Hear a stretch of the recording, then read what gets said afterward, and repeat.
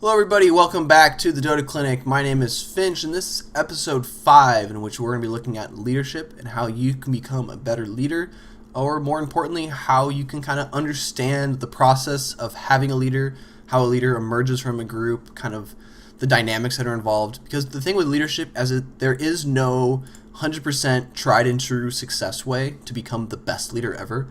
There's ideas, there's traits, there's things like being charismatic, things such as having vision, things such as communicating well with your teammates. There's a whole bunch of factors involved that make leaders important and make them good at what they do, but at the same time, there's a lot of other variables involved, so things like situation, things such as the people who are following that leader, their personality, things of that sort. So I want to help you guys understand how it works, and then, if you're a leader, how you approach others, or even if you're a follower, kind of why you might like a leader or why you might dislike a leader. There's a whole bunch of different stuff involved. So we're going to start with a quote. As usual, today's quote comes from Vince Lombardi, the legendary coach of the Green Bay Packers back in the day. If you don't know who he is, look him up, and you'll be able to find a whole bunch of stuff about him. He says, "Leaders aren't born, they're made. They are made just like anything else through hard work."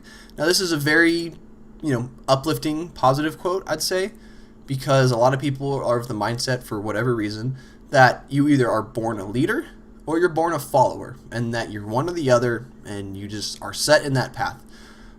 What Vince is saying here is that no, that's not true. You can become both. You can do either one. Your personality, your traits, your situation, all that kind of stuff is going to might make you a leader. But at the same time, you could be a follower your whole life and then be a leader for a specific group or team and then go back to being a follower. It's not a big deal. Or you can be a leader your whole life and then go become a follower somewhere. It's not that big of a deal. You're not one or the other. You can be a mixture of both. And then, before we start, I guess the one thing about the word follower, a lot of people think follower is a negative word.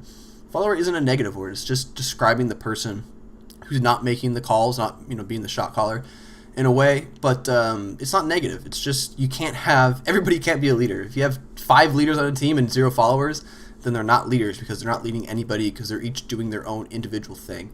You really need to have one leader. You need to have 4 or 5 people following them. Whatever it may be, even on a larger scale, you have, a couple people in charge, everybody else following them.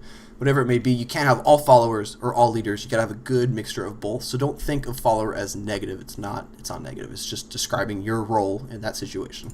And so we kind of define leadership. It's a process in which individual influences a group of different individuals for a common goal. Very simple Dota example. You have a group of 5. You have one guy who does the drafts, who makes the decisions. He's your guys' leader. Very, very simple, very easy. And this carries over into life, into sports, into work, whatever it may be. It carries over all over the place. Everybody knows what a leader is and what a leader does and things of that sort. So different ways that a person becomes a leader. So we're going to be looking at leader versus manager. And then we're going to be looking at how people become a leader, if it's prescribed or emergent. So leader versus manager first is very interesting to me because a lot of people will say things like he is just a manager, he's not a leader, or maybe he's just here but he doesn't really inspire anybody, things of that sort. So think of a manager as someone who does the planning, the organizing, making sure things remain on task. So if you have a job, you're going to think about your boss. He just makes sure that you show up on time, make sure that you do what you have to do to get your job done, and then that's kind of about it. You might not respect him or like him, but you got to follow him because he is your manager, he's in charge. A leader is going to be someone who does those things, but then also does things such as motivation and motivates other people to do their job and to do their task and play their role. Things such as vision. They need to know where they're going and how they're going to get there, and they need to inspire those followers to follow them on that road and that journey and that process. Now, this is what makes good leaders rare, because a lot of people might know how to do, managing and all that kind of stuff, but being a leader, an effective leader, a respected leader, is a lot more difficult. So prescribed leader, emergent leader. Prescribed leader is someone who just got put in charge. So think about your work. You have a boss. He was put in charge because the boss above him thought he was the best candidate. That's it. You had no role into deciding that leader. He just became your boss, and you have to follow him because he is in charge. The I guess the flip side of this is going to be an emergent leader is an individual who emerges as a leader from a group. So think about your Dota group. You have 5 guys who play together all the time. You work hard. Sooner or later, you're going to have one guy who does the drafts. He's going to start calling shots on kind of when you back up, when you move forward. he kind of emerges as the leader. He's earned your respect, your trust, your regard, all that kind of good positive stuff. Go towards that person, and they became the emergent leader of your group. One thing to remember with these two different ways is that if a person is an emergent leader, they've already earned the trust and respect of their peers, so they became the leader. Someone who's a prescribed leader may or may not have. They might have accomplishments in their past. They might just fit with the group, and they are that way. But at the same time, if a person is put in charge and just goes in guns blazing and doesn't earn that trust and respect, the followers might not respect them or like them or want to follow them. So definitely think about these two different roles in your life and how they affect, your perception of the person in charge and who's, in charge of you or making the decisions about your own life. Kind of, how you might think of them either in a good way or a bad way. How we approach with leadership is a number of ways. I kind of trim the fat. And so we're just looking at the interactional approach. So just how you interact with a leader or how a leader interacts with their followers. So we're going to be looking at relationship-oriented first, and that's going to be the person who's the leader is more focused on the relationships with their followers. Things such as positive communication, making sure everybody's happy, making sure that the followers are agreeing with the direction that the leader's taking them. This is more of a democratic approach where the person who's in charge is kind of discussing with, hey, what could we do to make you happier? What could we do to keep things moving forward? Task-oriented leaders are more focused on getting tasks done.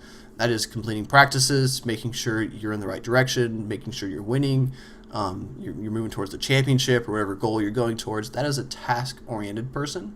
Now, don't look at these as good and bad because they're both good. A lot of people might think like, well, I like a person who, sits down and asks me how I'm feeling and if I like the direction. Other people might think, I really don't want to deal with that BS. I want someone who's going to come in and say, this is how we're going to win, and I want to follow them to victory. They're just different approaches, and so think about them as well, with your own personal people and, leaders and things like that. The next thing we're going to be doing is kind of the bulk and the meat of this whole discussion is the qualities, the styles, the factors, things like that of leadership, and kind of what makes a good leader and a good follower and things of that sort. So leadership qualities is going to be the big bulk here.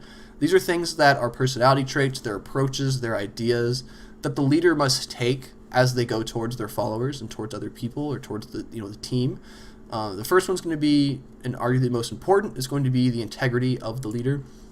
This is the leader's philosophy. This is their values, their ideas. They must kind of practice what they preach in a way. You can't really fake being a leader or fake your values. You can't say that, you're so focused on winning, but then at the same time really secretly be going like, man, I hope we lose all these things because I want to go home quicker. The rest of your team is going to recognize that you're not super into winning, and they're not going to respect you or like you or want to support you. So you need to practice what you preach and, earn that respect. And more importantly, you need to be supported by the whole organization, not only just the players, but also the other parties involved. So a good example of this would be, I guess, think of a sports team, like a youth sports team. You might have a coach who's involved with the team. He's going to be the leader. He's going to decide the practices times and how they're going to approach the games, things of that sort. The players need to respect them, but more importantly, the parents of the kids on the youth team need to respect that guy, because if the parents don't respect him and don't believe that he's, practicing what he preaches, then they're not really going to want to listen to him or make an effort to be there on time or make an effort to go the extra mile. The person in charge must have integrity. They must stand by their values, their beliefs, and they must earn the respect and support of everybody around them. Next one is going to be flexibility. This is just recognizing when things are not working and just adjusting, changing course. Too often people try to stay the course and they go, if we just keep doing this long enough, it's going to work. That's not how it works. Being a good leader is being flexible and understanding, okay, right now this isn't working, let's change it up. So if you have a practice regimen for your Dota team, you recognize, hey, we're not getting any more results from just playing pubs all day, we need to change it up. Let's try something else. That is just being flexible. Loyalty is you need to stand by your teammates, or your teammates won't stand by you. The same thing as well goes along with that confidence and even accountability. So these next kind of three all clump together. That a leader must be loyal to the rest of the team. You must be confident in the rest of the team, because at the same time, the followers need to have those traits and those ideas and that respect towards the leader. So say you have a leader who, is willing to throw one player under the bus. He just shows that, I guess we'll give an example. So we have a baseball game. The game ends, your team loses, you're having a little talk, a little pep talk after the game, and your coach goes, you know what? You guys all played really good, except for Kevin. He sucked today. He was a bad pitcher, and it's his fault we lost. Do you think Kevin's going to want to be loyal to the coach next time he goes out there? Because now all his peers are looking at that and go, wow, he threw Kevin under the bus. That's not good. I don't want to play for this guy. He's not showing any loyalty, things like that, where the coach needs to stand by his teammates and go, you know what, we did our best. Kevin tried his best out there. He just didn't have it today. But, Kevin, we're going to go back to you next game and, you go get him kind of thing. Show that loyalty because that goes a long way for the teammates to respect you. And same thing with confidence. We'll use Kevin again. Confidence, say, Kevin goes out, he has a bad day. The coach goes, it's okay, Kevin. I'll put you back out there tomorrow. Maybe you'll do better. And he goes back out tomorrow and he does better. Great. Kevin has his confidence. He knows the coach has confidence in him and things are good. If Kevin goes out there, has a bad day, and the coach goes, you know what, Kevin, you suck. You're not going to play anymore the rest of the season. He's not going to play at all. Kevin's confidence are going to be crushed because the coach didn't have any confidence in him. That is not good because then we talked about last week that everybody needs to be confident and positive and they need to be out there willing to give 110%.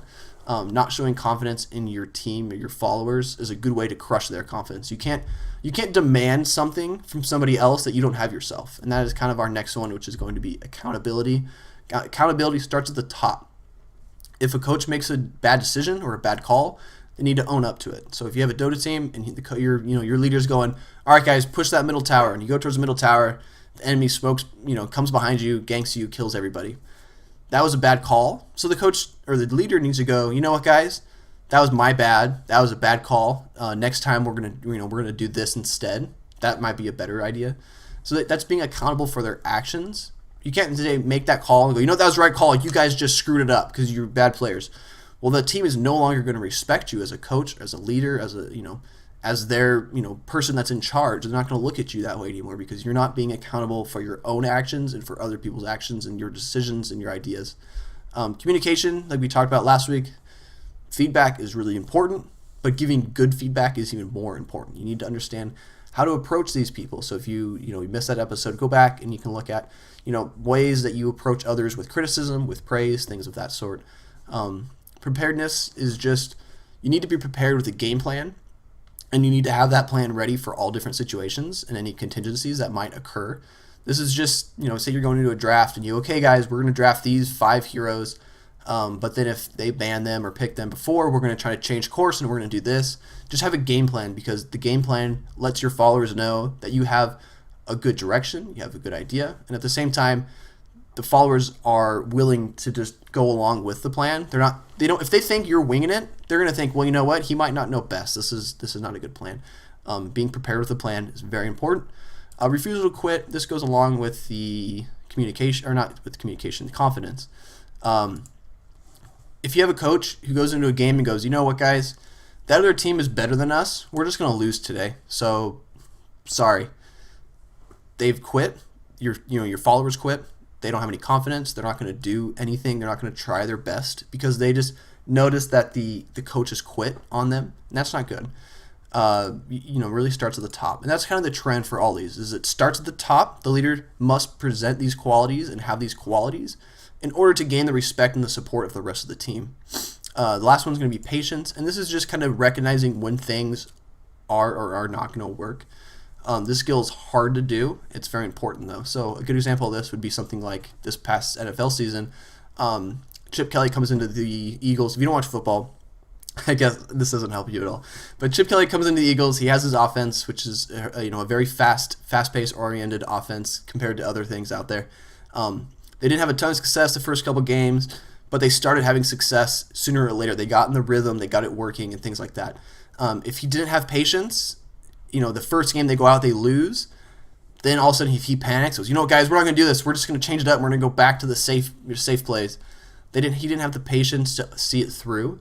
So it's this really fine line. So I guess an example for this for you, like for Dota, is if you get 5 guys on a team, you come together for the very first time, you form this team. If the coach has confidence in the team and thinks that these my teammates are going to be successful, we're going to play our first tournament. And say you lose your first tournament, first match. Someone who doesn't have patience is going to go, well, we suck. Time to replace one of you guys. One of you guys is the fault. You replace that person. Someone who has patience is, you know what? We need more time. We need to practice. Practice for a couple months, and all of a sudden, hey, we start winning tournaments because the leader showed the patience to stick with that group of initial people. I feel that happens a whole bunch with people in Dota, is you see these teams come together, they lose one event, and then they break apart. They didn't have the patience to stick together and stick it out and to kind of have that cohesion. That really takes time. That starts with the leader. All these things start with the leader. You'll see a trend with all of those. Continuing on, we have leadership style. These are just two different styles. This is going to be autocratic coaching style. So this is someone who's going to be kind of the dictator in a way. This is the person who steps in and goes, we're going to win. Here's the structure on for how we're going to win, and very task-oriented. So a task-oriented coach of this style might come into a team, a Dota team, and say, okay, guys, we're going to start practicing 2 hours every day. Practices are going to be at 6 o'clock. You must be there on time.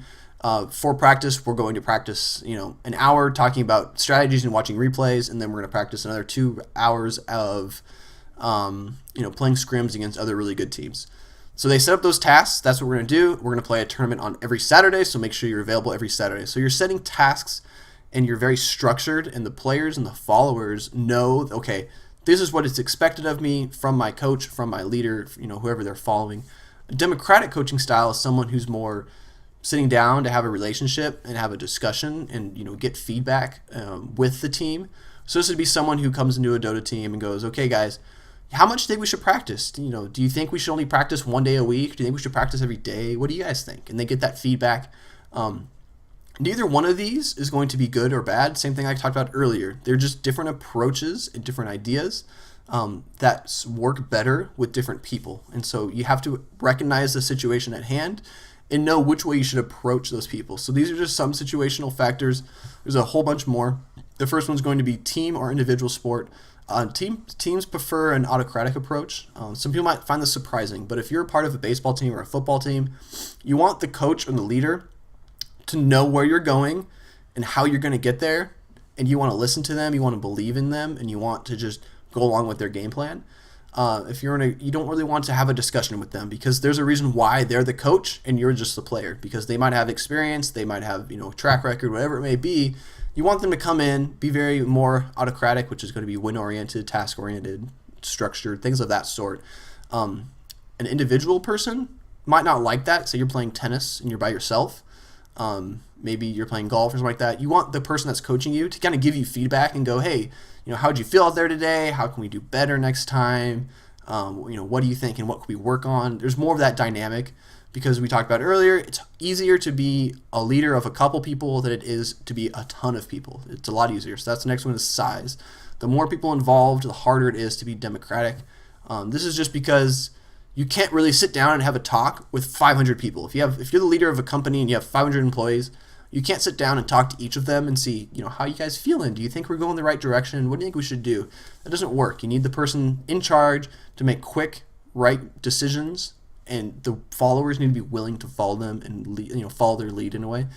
The next one is going to be time. If you're short on time, or have a lot of time, if you have, say, years to practice for an event, then you can kind of get to know your players, understand how they work, figure things out. If you're short on time, you can't really do that. You need to make sure that you come in there, you say, here's the game plan, here's how we're going to apply it, and we're going to start today, practicing hard in this direction. So you're going to be more of that kind of task-oriented type of leader. And the last one is leadership tradition. This is just, you can't really change groups of people and for teams. So say, you have a group of, say, like a football team. You have a football team together, the coach has not so much success, so the coach gets fired. A new coach comes in. The new coach needs to come in and needs to recognize how that previous coach acted and reached out towards the team, because the team's not really going to be able to change just like at the snap of a finger. It's not going to work. They need to understand, okay, the previous coach spent a lot of time talking to players, so you know what, I need to make an effort on talking to the players. Same thing for a Dota team. If you have two different Dota teams and you guys merge or something like that, and you're the odd man out, and these four guys have been playing together all the time, and now you're the odd man out and you're coming in, you need to understand that dynamic of what happened previously and what worked, what didn't work, and then you need to adjust your mindset accordingly. And then the last one is going to be looking at your followers and their qualities, and things such as you must know what your followers react to. And by knowing these, you're going to be looking at things such as gender, things such as experience, maturity, ability, culture, personality. These are just some of them. There's a ton more, background, years involved, level of commitment, things like that are going to be the qualities of the followers. And you need to really sit down and take a look at all of those qualities and figure out how you best approach as a leader, how you best approach those teammates and those people so you become the most successful leader you possibly can. You don't want to come in to, say you have a group of people who would just play Dota just for fun. They just, they enjoy pubbing. And then on the side they decide, you know what, let's form a team and we'll play a couple tournaments. But we're going to make, we'll use a different name. Jimmy. Jimmy is the leader. So Jimmy's just coming into this, happy-go-lucky Dota team. If Jimmy comes in and goes, all right, guys, we're practicing 5 hours a day, every day. You better be there or else you're cut. Like, that's not going to work because that's not the personality type of everybody else on the team. Everybody else goes, you know what? Screw Jimmy. We're going to go find somebody else to play with and we'll find a different leader. Or if Jimmy comes in as a leader and says, all right, guys, we're going to sit down. I'm going to take more of a relationship approach because you guys are just kind of playing for fun. You're not super involved in this. How can we get better as a team? What do you guys think? Take everybody's ideas, figure out the best game plan, and go, okay, we're going to practice only an hour every day. We'll meet up an hour before our matches and kind of talk about our plan. That's going to be the best way for Jimmy to be the leader of that team. Whereas say you have a team who wants to play in, the international, and you go, okay, the international's coming up in 10 months.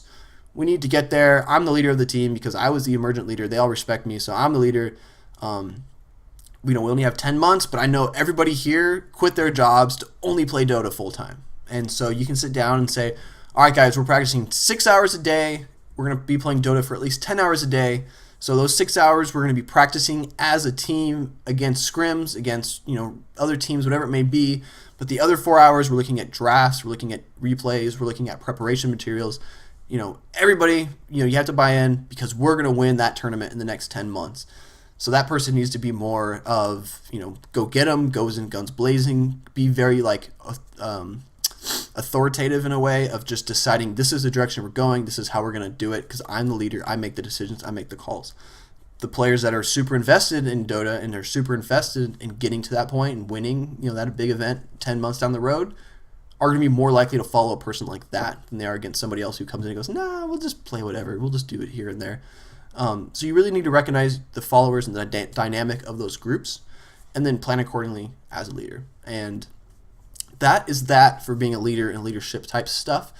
I know definitely with this episode, it's not as X, Y, and Z. These are the variables and the factors. This is more of just ideas. And you really need to just look at this and then go, you know what? That does make sense. If I'm going to be a leader, I need to be very accountable to my own actions. I need to call myself out and say, guys, I screwed up there. I overextended, I died, I made a bad call, I'm going to fix it next time. Things like that go a long way. They sound very small and insignificant, but they go a long way. Things like communication. You might go, I'm the leader of my team, but the other guys don't like to talk to me after we lose because they know I just yell at them. I need to figure out a better way to give effective critiques and feedback and things of that sort. So definitely look at yourself if you're a leader on kind of how you can improve yourself. And then if you're a person who's kind of more of the follower role, look at the people who you look to for direction and just see I really respect this person because of these things. Then you kind of understand why you might respect them rather than just going, I hate them, they're the worst person ever, and they're just bad people. It might be because of the approach that they're taking to leading your team and your group. Just try to understand all the variables and how it works and things of that sort. So that was today's episode. I hope you guys enjoyed it. For those who are curious on how leadership and the roles and dynamics, next time will be a different topic. Probably going to be anxiety reduction, I guess, is going to be the topic, but we'll have to wait and see. Until then, you guys can follow me on Twitter. That's at IndieFinch. It's INDIEFINCH.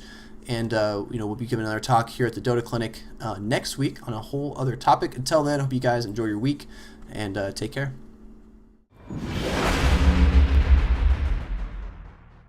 Time for that is over. This is Rags. Some of you cats might also know me as anemic. And I'm about to go in on this thing we call Dota. The battle begins. Let's go. I'm the man in Dota 2. We can take it to the scrimmage, and you know that I'll be winning. Just give it 30 minutes. Ganking in the lane. Hey, yo, he's in that gross. I see him trying to kite. Yeah, let's see just how far that goes. I carry in the scoreboard, he's carried in the hearse. Your tier 2 towers and your rats getting murked. Demolished what's in my way from the start to the finish. Like I said in the beginning, I'm the man in Dota scrimmage. I was bossing in Dota 1, now I'm taking it to the